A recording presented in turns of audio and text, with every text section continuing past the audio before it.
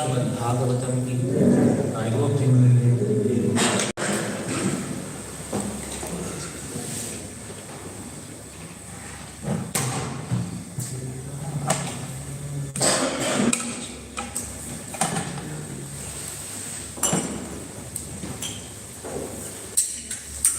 Om Namo Bhagavate Vasudevaya.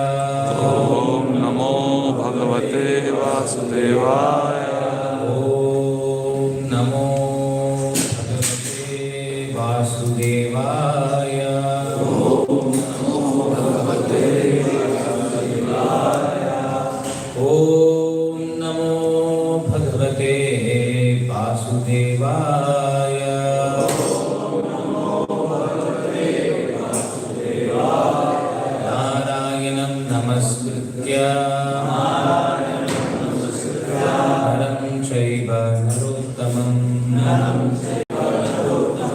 Devi Saraswati Vyasam Tato Jayamudinaye Nashtaprayeshu Bhadreshu Nityam Bhagavata Sevaya Bhagavatyuttama Shloke Bhaktir Bhavati Naishti. Reading from Srimad Bhagavatam, Canto 1, Chapter 3, Text number 15. Rupam Sa Jagre Matsyam Rupam Sa Jagre Matsyam Rupam Sa Jagre Matsyam Rupam Sa Jagre Matsyam चक्षुषोधरी संप्लवे चक्षुषोधरी संप्लवे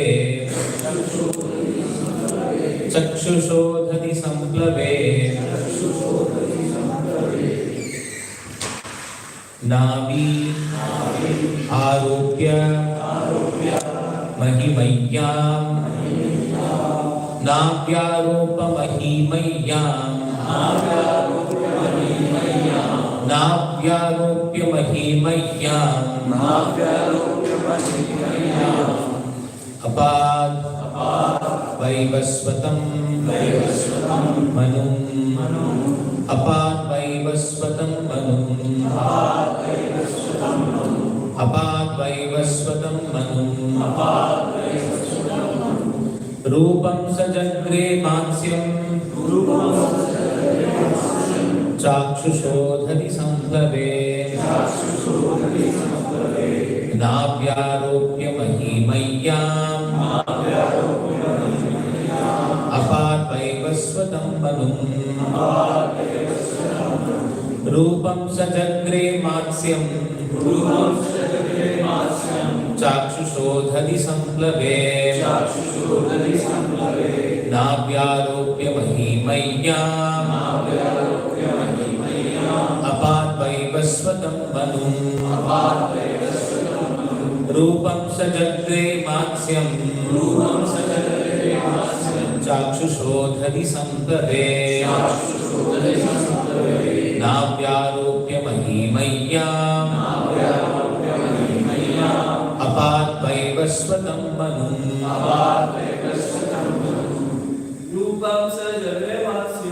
रूपं सजग्रे मात्स्यं चाक्षुषोधरि संप्लवे चाक्षुषोधरि संप्लवे नाभ्यारोप्य महिमय्यां अपाद वैवस्वतं मनुं रूपं सजगृहे मात्स्यां चाक्षुषोदधि संप्लवे नाभ्यारोप्य महिमय्यां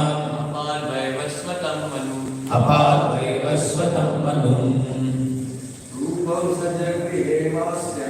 रूपं सजग्रे मात्स्यं चाक्षुषोधरि संप्लवे नाभ्यारोप्य महिमय्यां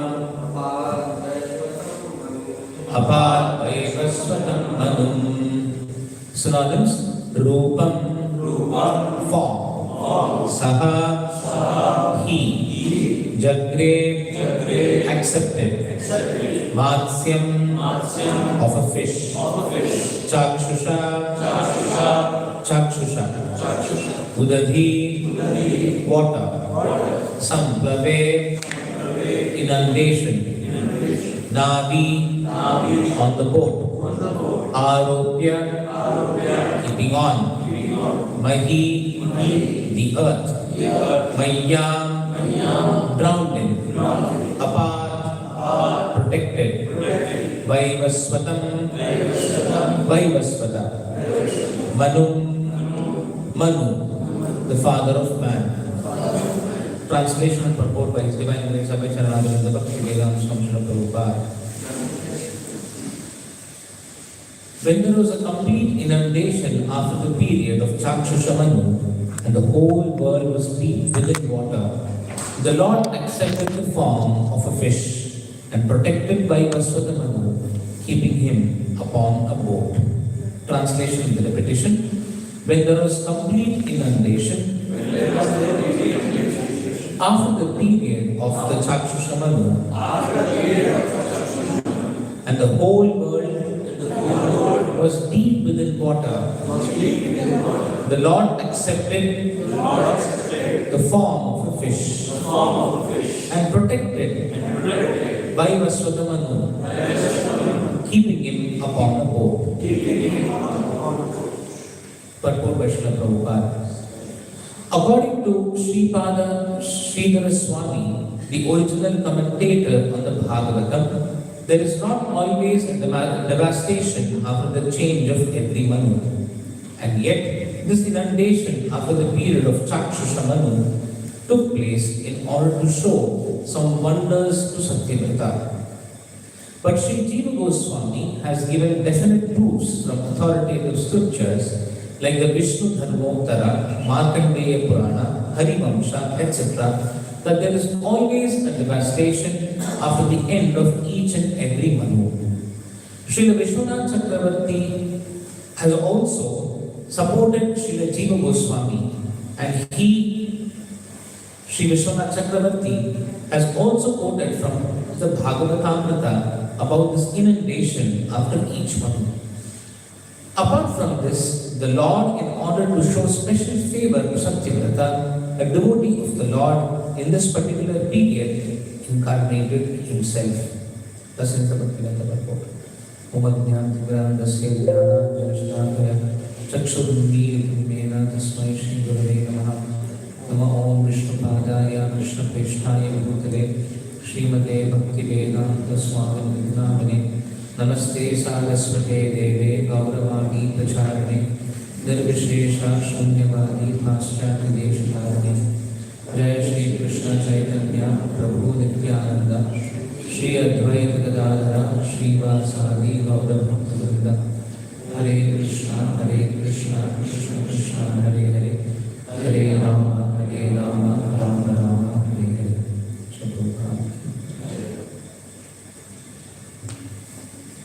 So we will continue to discuss about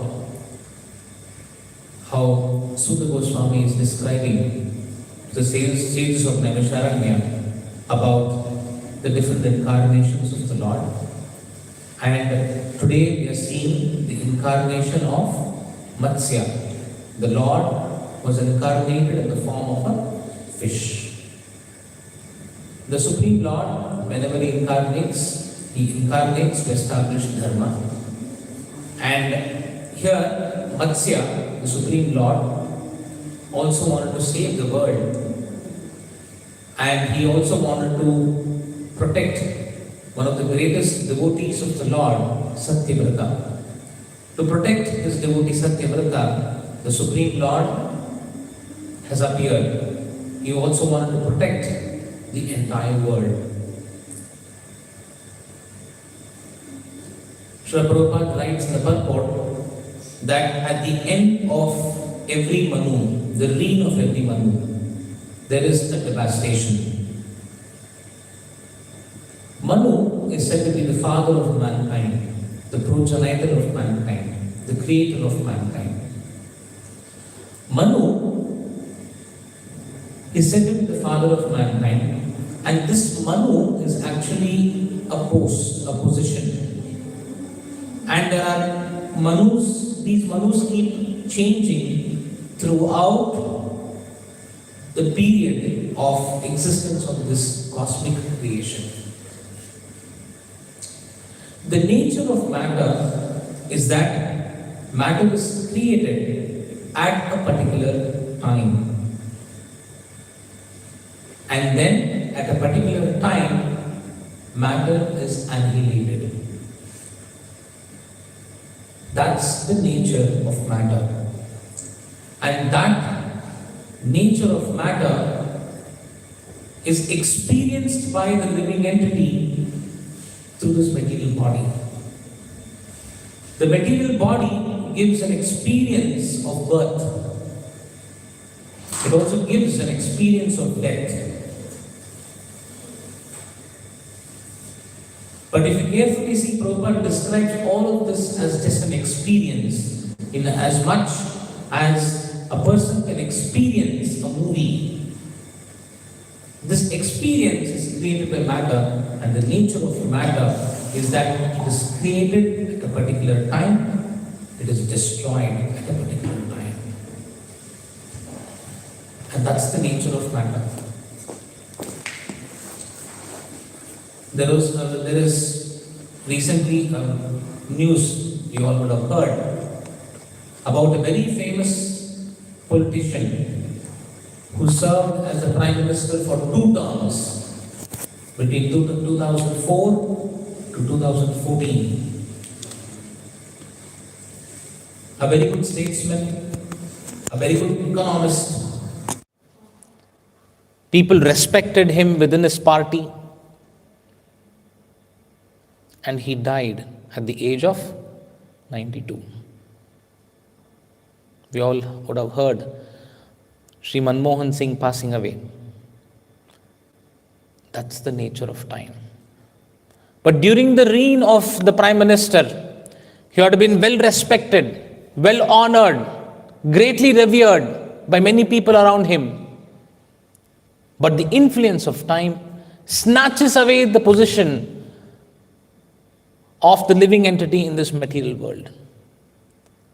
So the temporary nature of the living entity is highlighted in the Vedic literatures.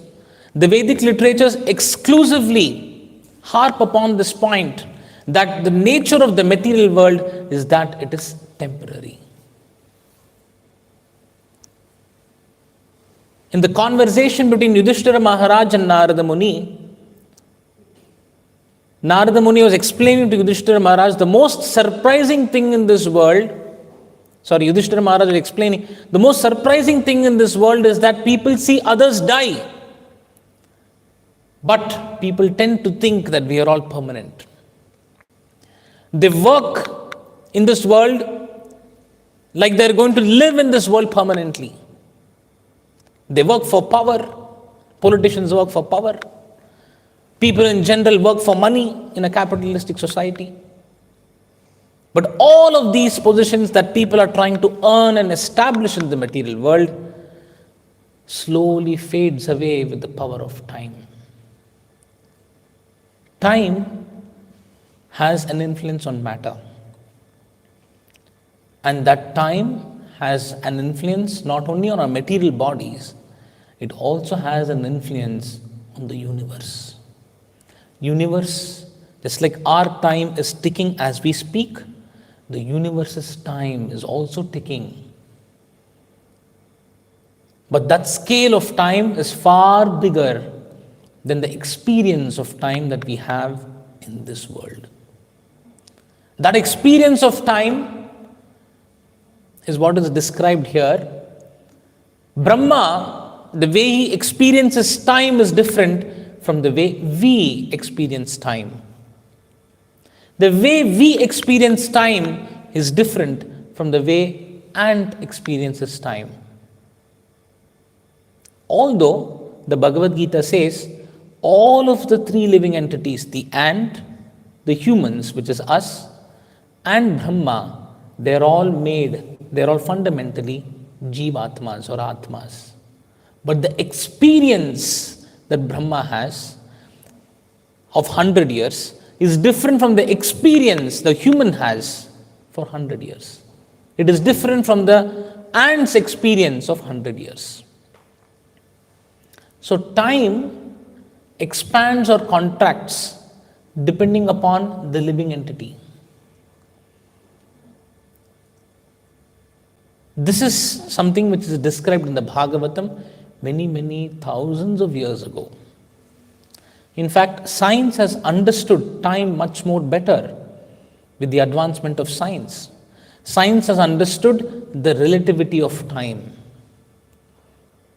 There is something in science called the twin paradox. If there is a twin, imagine one of them is here on Earth. Another twin is sent on a spacecraft around the universe, almost at the speed of light. What happens when he comes back to Earth? He would have seen, although the twins are basically born at the same time, but when the second twin comes back, he sees that his other sibling has become much older. He has remained younger. So time is relativistic. Time is relativistic.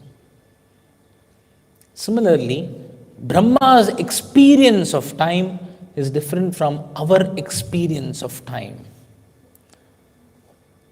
It's a very important point. In other words, time, the experience of time they say there's something called the psychology of time. If suppose you're traveling in a car and you're enjoying the ride, your experience of time will be much shorter. You will not know how time has flown. But you have a very boring journey. You'll be just wondering, when will this journey get over? Have you experienced that? You sometimes, the class is very interesting. You not know how time has passed. But the class is very boring and then you'll be just waiting, when will the class get over? When will I take hot khichdi? Isn't it? So the experience of time is psychological also. In this particular case, the Supreme Lord has appeared as Matsya at the end of Chakshusha time. This concept of time is elaborately described in the Srimad Bhagavatam. The Bhagavatam not only understands that the humans have 100 years, Bhagavatam also describes Brahma's 100 years. But Brahma's 100 years is different from man's 100 years. How is it different is being described in the Bhagavatam. The Bhagavatam says that on earth, when there are 43 lakh years, human years passes, what happens? One cycle of Divya Yuga finishes. What is this Divya Yuga? Satya Yuga. We all have heard. Which Yuga are we living in right now? Kali Yuga. Before Kali Yuga, there was Dwapara Yuga. Before Dwapara Yuga, Treta. And before that, Satya Yuga. All of these yugas combined together is called Divya Yuga. So, one such Divya Yuga has 43 lakh years. Brahma's one day, the whole 24 hours is divided into day and night. I'm telling only of the day. The day of Brahma is 1,000 such Divya Yugas. 1,000 such Divya Yugas forms one day of Brahma. It is also called one Kalpa. Similarly, 1,000 such Divya Yugas forms one night of Brahma. In this span of 1,000 Divya Yugas, there are 14 Manus who comes to power and who loses power. 14 Manus. So 1,000 by 14 is approximately 71. So 71 Yugas, Manu keeps changing. Today, the Manu that we are currently in is Vaivasvata Manu. Vaivasvata Manu, the 27th cycle is going on currently. In this case, Satyavrata, King Satyavrata, when Satyavrata was a king, it was Chakshusha Manu who was reigning the world. So there are 14 Manus in the lifetime of Brahma. And at the end of the reign of every Manu, there is a partial devastation.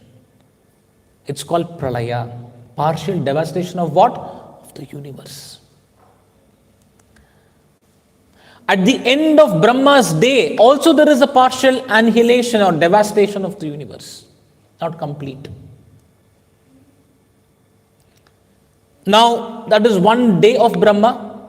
So one day of Brahma has 1,000 Divya Yugas. Multiply that by 2. That becomes one complete day and night of Brahma is one day. Correct? One full day. Like the 365 days in a year. Multiply that by 100 years. That is the lifetime of Brahma. And at the end of 100 years, there is complete devastation of the universe, Pralaya. So the Bhagavatam recognizes that there are 4 different types of devastations.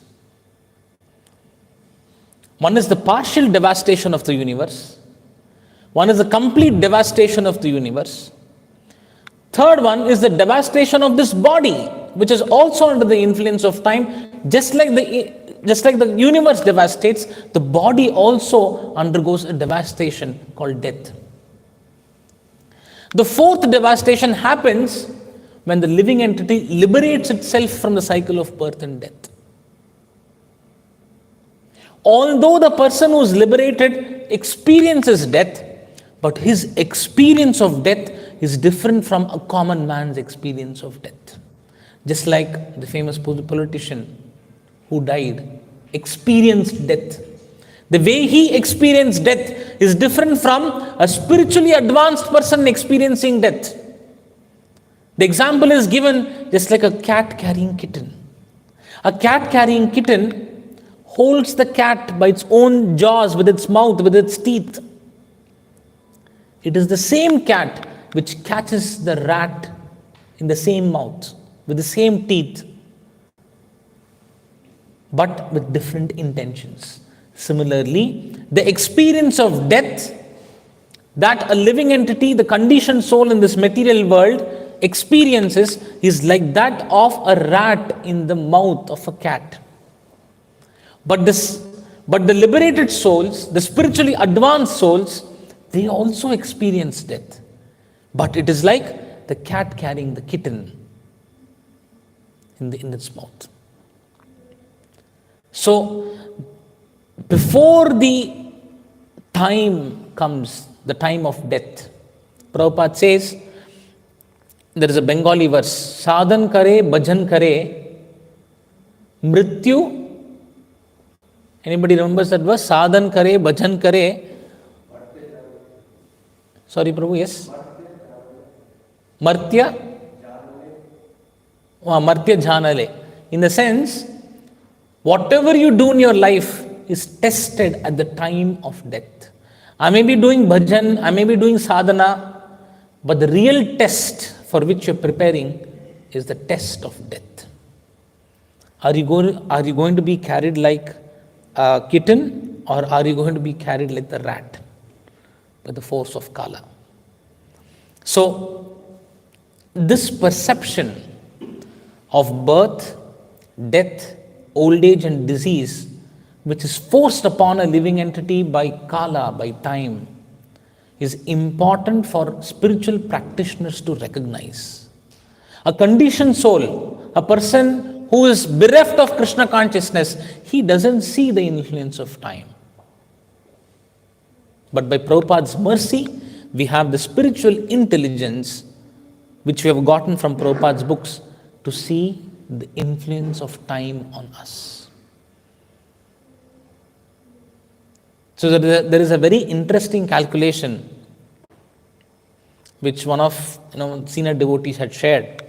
If you calculate the amount of time that we have on this planet for spiritual practice, if you take on an average, a person works for about 8 to 9 hours a day in 24 hours, isn't it? Correct? And how many hours does an average man sleep? 6 to 7 hours or maximum 8 hours. If you take somebody outside, 8 hours. So 8 plus 8, 16 hours are over out of 24 hours. Out of the 24 hours, now remaining there is only 8 hours. So with that 8 hours, he spends 2 hours in travel. Correct? 6 hours left. And let us say 2 hours eating, 4 hours left. Correct? And let us say other chores, buying vegetables, this, that, so many regular activities, brushing teeth, taking bath, take another 1 hour. So 3 hours left. So 3 hours left on an average for a person per day. If he watches movies and whiles away time, that is also not there. Correct? So 3 hours left. So 3 hours multiplied by 365 is how much? About 1000 hours. So 1000 hours per year multiplied by 100 years. How much is that? 10,000 or 1 lakh. 1 lakh hours. So somebody can do a calculation. 1 lakh hours in an entire lifetime, correct, is convert that into number of days divided by 24. How much would that be? Anybody can take out a mobile and use a calculator and check. So 1 lakh hours divided by 24.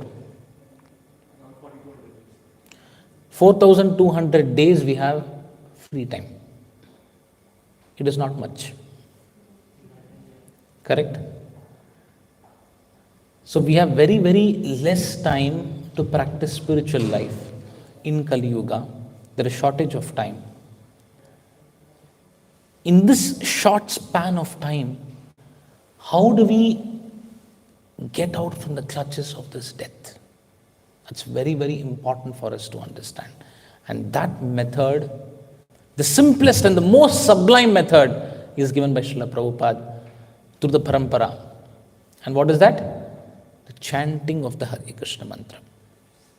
In one interview, Prabhupada was asked, Prabhupada, how much time does it take for a person to become Krishna conscious? What does Prabhupada say? Prabhupada says 1 moment is sufficient to become Krishna conscious. 1 moment. But why we don't get that 1 moment? It is because of our lack of sincerity of practice of Krishna consciousness. Then how do I become sincere? The key and the secret to become sincere is there in Srila Prabhupada's books. Prabhupada guides us through his books on how to become a sincere devotee of the Lord. He guides us through his books. So, this is a very, very important aspect. It's a real aspect of our creation. It is not something imaginary. All of us experience the influence of Kala and the influence of time. So here, the Supreme Lord Matsya has appeared for Satyavrata. When has he appeared? At the end of the reign of Swayambhuva Manu. When Swayambhuva Manu lost his power and Chakshusha Manu appeared, Satyavrata appeared in that period of Chakshusha Manu. And King Satyavrata was one of the greatest devotees of the Lord. He was performing intense tapasya to please the Lord. He was in fact subsisting only on water for his survival. While performing an intense tapasya on the bank of river Kritamala, once he got a small fish that was flowing in that river. And the fish begged the king, because the role of a king is to actually protect the citizens. So the fish, being one of the praja of the kingdom of King Satyavrata, begged for King Satyavrata's protection. The fish said, my dear king, you are the king of this land. Your duty is to protect the praja. Can you please give me shelter and protection? Hearing this, King Satyavrata took this small little fish and put it in a small bowl. And he said, I will protect you from now on. But Satyavrata never knew about the fact that the Supreme Lord has taken the form of a fish. And eventually this fish grew very, very fast. It grew so big that he could not accommodate in a small jar. He put that fish in a small well. But he found, to surprise, that the fish grew even bigger. Very quickly, in just a few days. He took that fish out and put it in a lake. But he found that in a few days, the fish grew so big that it could not be accommodated even in the lake. Then he put it in the sea. But even in the sea, the fish began to expand in size. And that is when Satyavrata realized this is something mystical, and this must definitely be the Supreme Lord who has appeared in the form of a fish.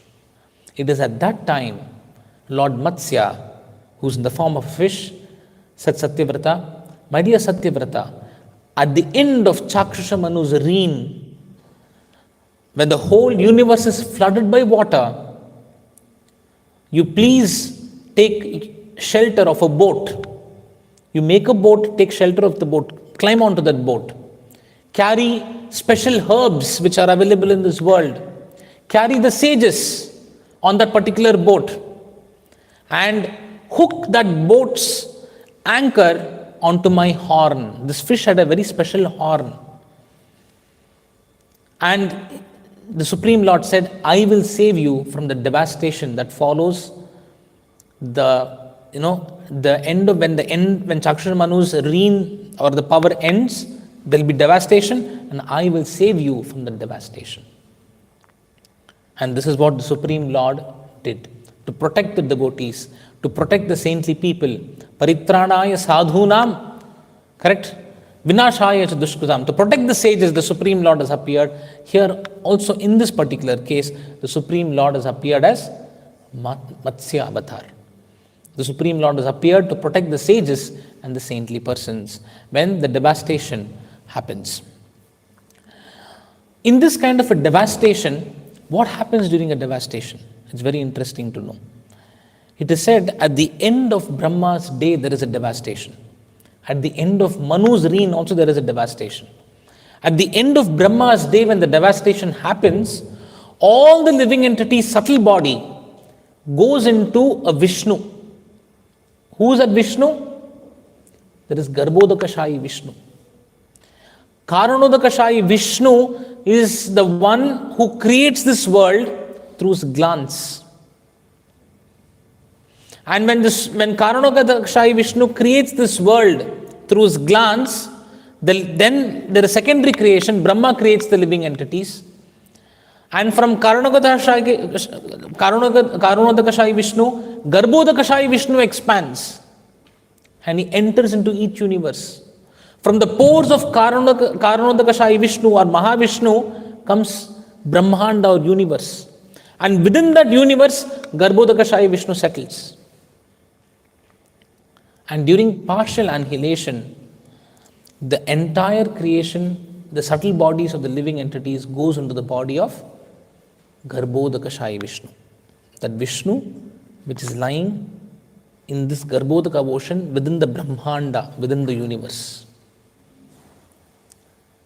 And during this, so all the planetary systems, the three planetary systems, what are the three planetary systems?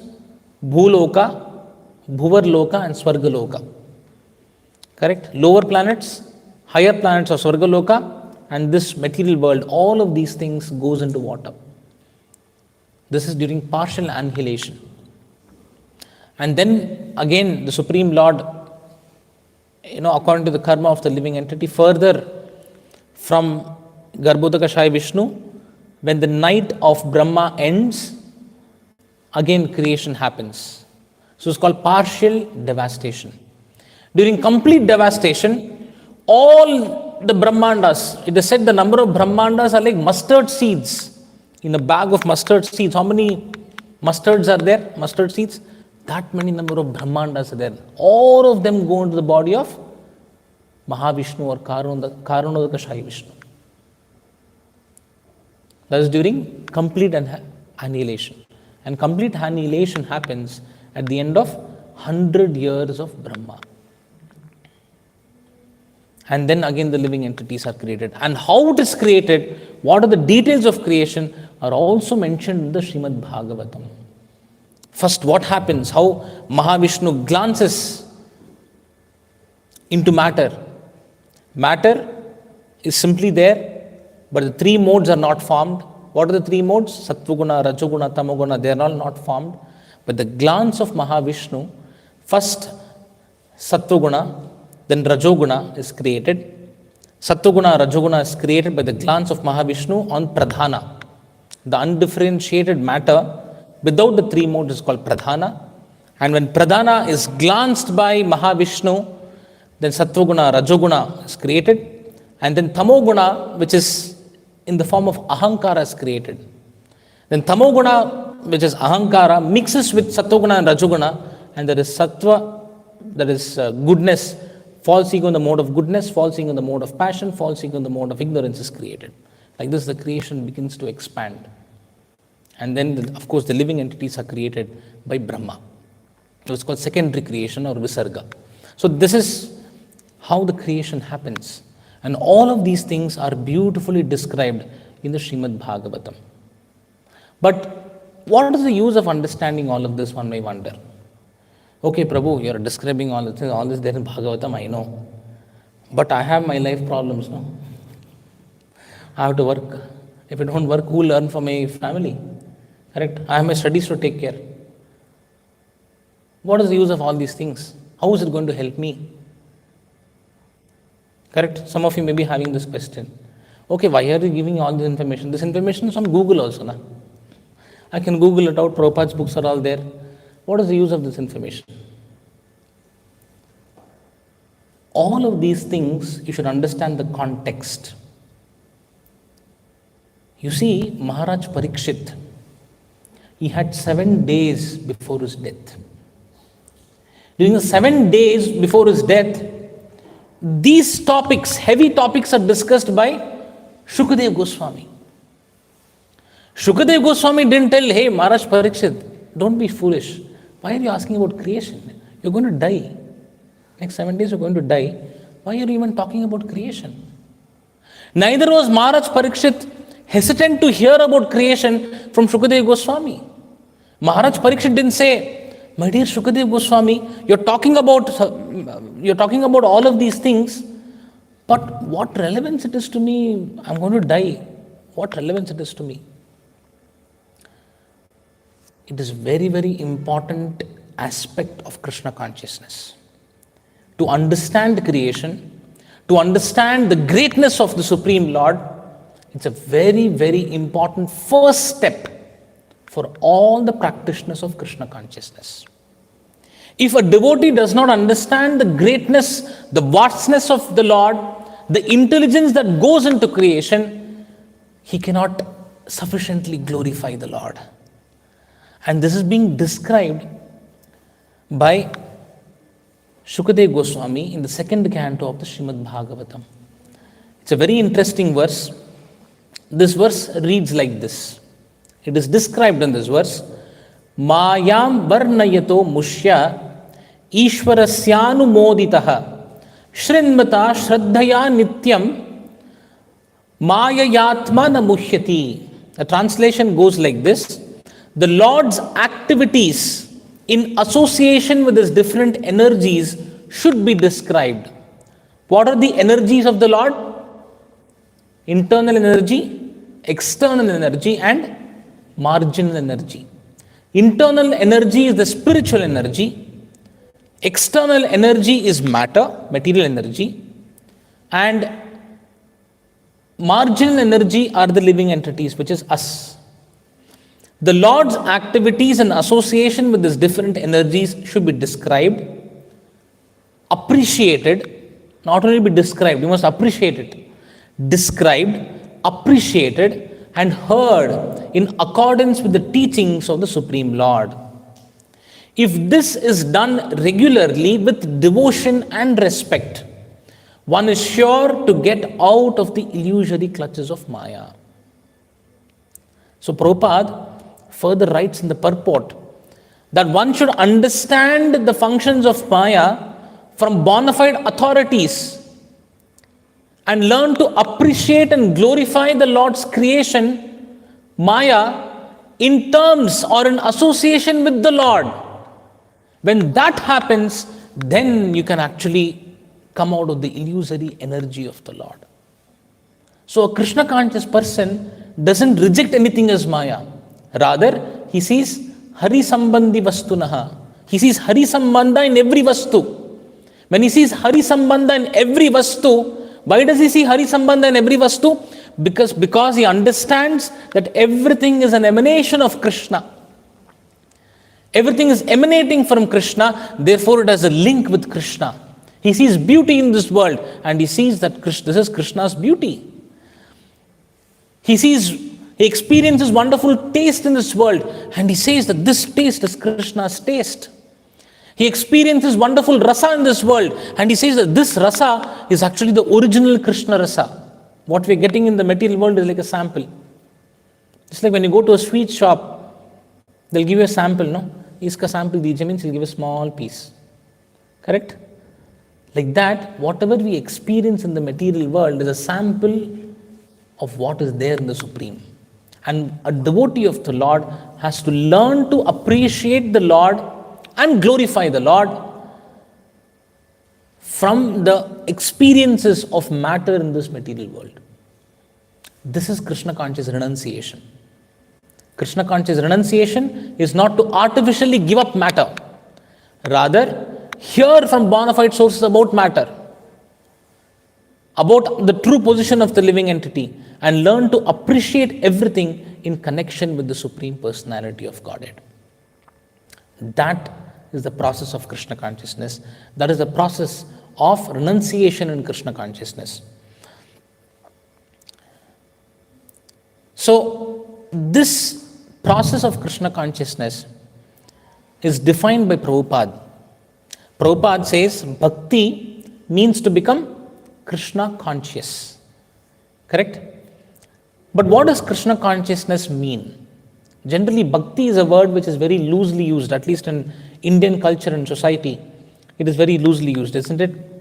They say, bhakti, desha bhakti. Correct? Kutumba bhakti, bhakti towards family. Oh, this man is a very great man, He works very hard in the company. He has a lot of kutumba bhakti. So bhakti is a very loosely used term in the common, among the common people. But bhakti has to be understood from a bona fide acharya. What is this bhakti? What is bhakti? Bhakti is generally understood to be merely a sentiment. Correct? Sentiment for his family drives him to work. Sentiment for the nation drives a person to dedicate his life for the nation. But bhakti is not like that. Bhakti is a different kind of a taste. A person is said to be in bhakti when he relishes a taste while performing an activity for Krishna. What activity is immaterial? But if somebody gets a taste while performing service to Krishna, that taste is an indication of bhakti towards Krishna. The taste is an indication of bhakti towards Krishna. Somebody may perform an activity without the taste. That means bhakti is not developed in that person. So activity performed with the taste, with the relish. There is nava rasa when you do devotional service. That is bhakti.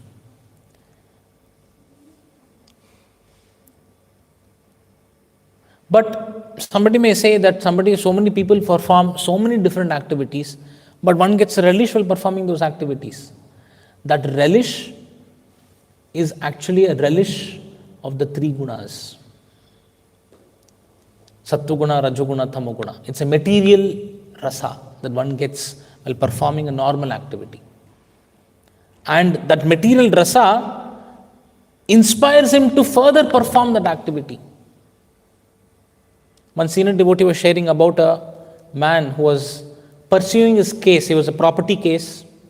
He was fighting for his property against his brother. And his age was 85 years old. He's fighting for this case for the last 20 years. And still he is motivated to fight for that. What is his motivation? It's a relish. But that's a material relish that he's experiencing. But when somebody is in bhakti, he experiences bhakti in his heart. And that relish is a transcendental kind of a relish. And if one has to develop this transcendental relish towards the Supreme Personality of Godhead, this taste for performing activity, it's extremely important for a practitioner of Krishna consciousness to develop that taste, of relationship with Krishna by chanting the Hare Krishna Mahamantra. Because by chanting the Hare Krishna Mahamantra, one develops that sense of love for Krishna. Once the sense of love is awakened, there is a taste. Prabhupada gives the example of a jaundice patient. When a jaundice patient, takes sugar, it tastes bitter. But by taking sugar continuously, it eventually the sugar's sweetness is revealed. Similarly, a person who's practicing Krishna consciousness may not have any kind of a relish of devotion service. But by practicing sincerely the Hare Krishna Maha Mantra, one gets the taste for serving the Supreme Personality of Godhead Krishna. Why do we get the taste? Because we are all parts and parcels of Krishna. Prabhupada gives the example of the finger. When the finger is attached to the body, the finger is naturally nourished by the body. Correct? It is the proper position of the finger. But when the finger is cut off from the body, the finger does not get any nourishment. Our position in the material world is like the finger that is cut off from the body. Therefore, we don't get nourishment. But when you get connection, when the finger connects with the body, when the living entity connects back to the Supreme Lord through the Bhakti Yoga process, especially by chanting the Hare Krishna Maha Mantra, we get situated in our original position, beyond this body, beyond the experience of this body. We discussed in the beginning of the class, the experience of the body is what? Birth, death, old age and disease. When the living entity situates himself in that position, then there is a relish of Krishna consciousness, of Krishna Bhakti, the true nature which all of us are eligible for. We begin to experience that taste when we situate ourselves in real Krishna Bhakti. And that Krishna Bhakti is attained by the practice of Krishna consciousness, especially the chanting of the Hare Krishna Maha Mantra. So this is a very, very important practice, and what Prabhupada is offering us is the greatest gift that anybody can give. Because Prabhupada is taking a living entity from ajnana to complete jnana. He takes us through. And when a sincere disciple reads Prabhupada's books, he understands, I lack Krishna consciousness. I don't know what Krishna consciousness is. But I intellectually understand, Krishna consciousness is important. But I'm an ajnana. This realization is very important. Somebody who realizes this, I lack Krishna consciousness, I have to become Krishna conscious. I lack bhakti. Such a person, he moves from the state of ajnana to avidya. Suppose, take for example, you go meet a very big scientist.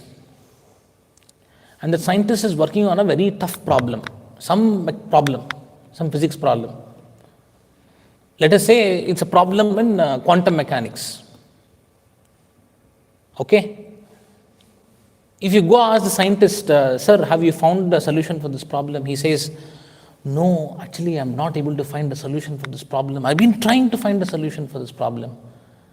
But I don't know what the solution for this problem is. It looks like science has limitations. I don't know what this problem is. But the same question, you're traveling in a metro station, in a metro train you're going, you go and ask one person sitting beside you. He's not a scientist, he's some laborer or something like that. Sir, do you know what is this problem? He will also say, no, I don't know, sir, I don't know what is this problem. But just a few days back, you asked the scientist also said, I don't know the problem. So scientist saying, I don't know, and the guy sitting beside you in the metro station saying, I don't know, is there a difference? Yes. Correct? Scientist says, I don't know because he has realized he does not know. That is called avidya. But the guy saying, I don't know, is called ajnana. We are in the state of ajnana. And Prabhupada is pushing us to the state of avidya through his books. But avidya is an essential stage to come to jnana. One has to understand, I don't know anything, I'm not Krishna conscious. Suppose you're traveling from Bangalore to Delhi. But you're already thinking you're in Bangalore railway station, Cantonment railway station, you're standing. There's a station in Bangalore called Cantonment Railway Station. And you're thinking, no, I'm already in Delhi. Are you in Delhi? You're not in Delhi. But you're thinking, I'm in Delhi. Will you ever get the motivation to go to Delhi? No. So first is avidya. Hey, I'm not in Delhi, I should go to Delhi. That realization should be there. When that realization is there, then you'll get the motivation to catch the train and go to Delhi. Similarly, when you read Prabhupada's books, avidya dawns. Hey, I'm in the material world. Time is short. What is my next life going to be? This is avidya. I don't have bhakti. Avidya. So, avidya is an essential stage. Then once you sincerely follow the practices of Krishna consciousness, realizing this, you become very, very humble. When avidya comes, you become humble. When you become humble, then your mercy will flow. When mercy flows, you come to jnana. Then you come to vidya actually. And Krishna says, what is that? Vidya vina sampanne brahmani gavi hasti. You come to stage of vidya. Then when vidya comes, then you come to jnana. Of the realization of the position of Krishna, the relationship with Krishna, the bhakti of Krishna. So, reading Prabhupada's books and chanting of the Hare Krishna mantra is a very, very important practice for a sadhaka. And when you chant Hare Krishna Maha Mantra in the association of devotees, in the main temple hall, the effect, Prabhupada says, is 1,000 times. And therefore, Prabhupada has created temples for us to practice. Take this life very seriously because we have very short time. We don't have the luxury of a lot of time. Prabhupada has created temples where we can beautifully practice Krishna consciousness. Correct? So, chanting of the Hare Krishna Maha Mantra, reading of the Prabhupada's books is extremely important step for a devotee to go to the next level of Krishna consciousness and become, we all have the opportunity to become pure devotees of the Lord. And Prabhupada says this Hare Krishna movement is meant for pure devotees. Correct? So he has given us a platform, he has given us free access to chant the Hare Krishna mantra. And today we are all very fortunate to be in touch with such a great spiritual master who's taking us from ajnana to jnana. Correct? So let us enjoy this journey of being in Krishna conscious. Enjoy this journey which Prabhupada has come to take us through. We are not willing, but Prabhupada is, pushing through his, preaching movement to take this up seriously so that we can be happy eternally. That's the Krishna consciousness movement, and that's the kind of a movement we are all associated with. So it's we should extend our deepest gratitude to Prabhupada for extending for creating such a wonderful organization where we can all go back to Krishna, go back to our original position. So in this particular case, the Supreme Lord has appeared as Matsya to deliver his great devotee Satyavrata from the annihilation which is going to happen at the end of Chakshusha Manu's reign. So that's just why Supreme Lord has appeared. We will further see what are the different incarnations of the Supreme Lord in the upcoming sessions. Okay? So with this we'll stop here. Before stopping, any questions anybody has? I can take, I don't know if I have time. We are running short of time. I can take one question, I think. Anybody has anything to ask? Yes. So my question is, suppose one gets established in Krishna Bhakti, or maybe a momentary, so what you said he gets relish. So what are the symptoms of that relishness? Apart from one becoming humble and lighter and joy. Okay. That relish is not anything material. That relish cannot be described, but it can be experienced. Like for example, if I describe how a chocolate tastes, can you experience the taste? You cannot experience the taste until unless you take the chocolate.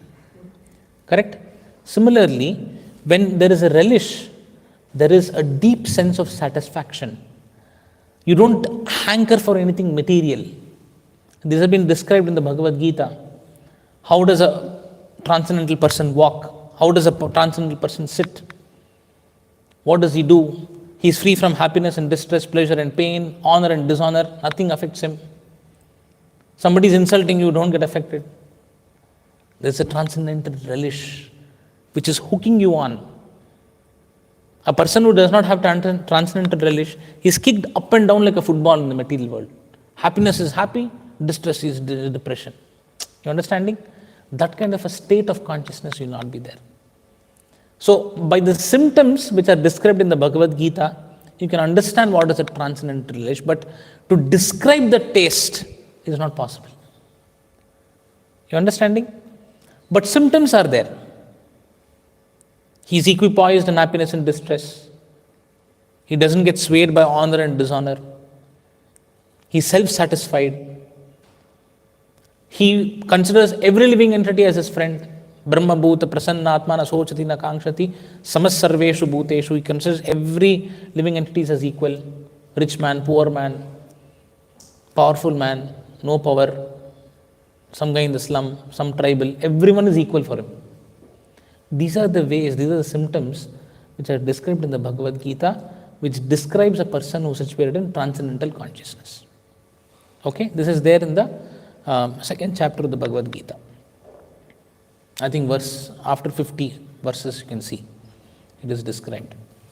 But the taste cannot be described until unless you experience it. Okay?